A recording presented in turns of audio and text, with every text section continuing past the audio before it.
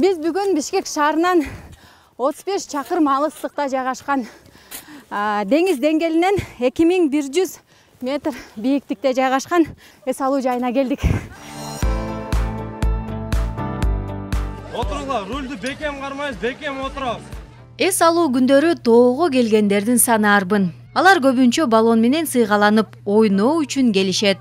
Тоо этектериндеги жылгаяктардын бийиктиги болсо ар кандай. Мындай жерден баллон менен ылдый түшүү өтө кооптуу. Биринчиден элдердин башаламан муз тебиши жана ылдый түшкөндө атайын тосмолордун жоктугу.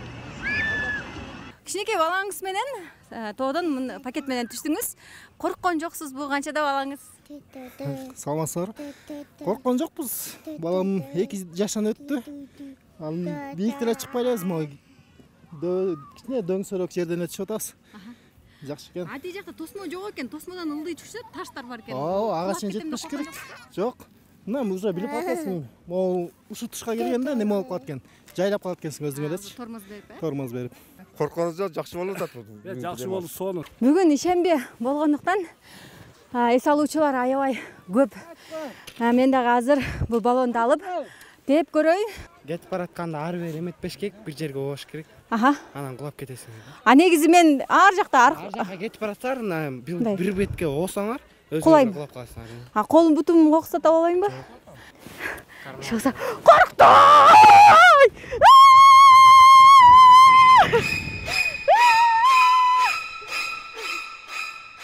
Жүрөгүм түшкөнүн айтпай эле коеюн. Баллон токтойбу десем, токтобойт. Көрдүңөрбү, баллон түшкөн жолдо балдар чуркап жүрүшөт. Аларды сүзүп алсам кырсык болмок.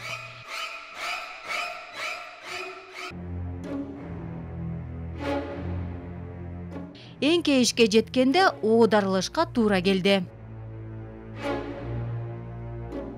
Мына ушул сиз көрүп турган тоодон мен баллонго отуруп ылдый түштүм. Анан токтой албай, бул жакта тосмо жок болгондуктан мына могул жерден тоголонуп кеттим токтош үчүн. Эгерде мен токтобосом ылдый кетип, көрдүңүздөрбү, тиги жакта таштар бар экен. Балким ал жака ташка башым тийип же кол бутум жабыркамак. Ошондуктан абайлаңыздар. Көбүнчө тоого чыккандар, самка баллон тепкендер, ал жанагындай неподготовленный трасса деп коет да. Дайынданган эмес, түстөлгөн эмес, өңгүлдөнгөн түстөлгөн эмес, ограждениясы жок. Аны ошого аябай кооптуу болот да. Катуу жабыркалат да, баш, ички органдары жарылат, кабыргалар сынат. Биздин омурткадан да жабыркалайт, жүлүндү кысып калат. Көбүнчө эми баягы баш менен баягы ички органдарда политравма деп коет. Баягы несовместимая жизнь деп коет, ошондой оор травмалар опасны да. Баллонду башкаруу, токтотуу, кыймылдын траекториясын өзгөртүү мүмкүн эмес. Жогорку ылдамдыкта баллондор бийик секирип, конуу дайыма эле жумшак боло бербейт.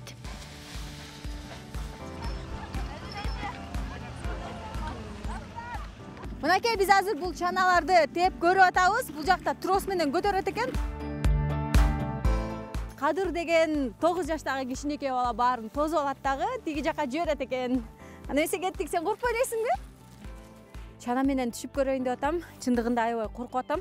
Анткени тормоз бергенде, токтогондо бутуң менен токтошуң керек. Токтой аламбы, же кулап кетемби, билбейм да. Көрөбүз азыр эмне болот экенбиз.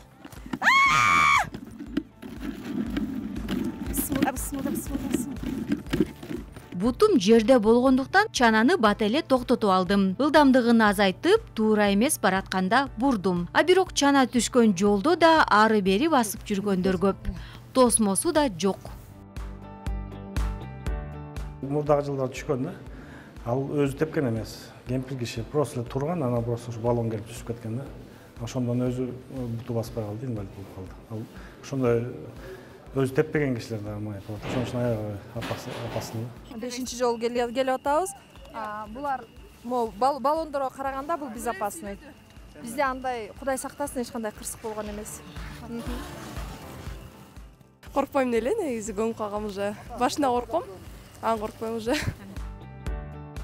Бул жерде ата-энелер өз ден соолуктарын гана тобокелчиликке салбастан 1-2 жаштагы балдары менен баллонго отургандарды кездештирүүгө болот. Активдүү спорт өзгөчө тоолордо ар дайым коркунуч менен коштолот. Лыжа, сноуборд тебүү, баллон жада калса жөнөкөй сейилдөө дагы жаракат алууга алып келиши мүмкүн.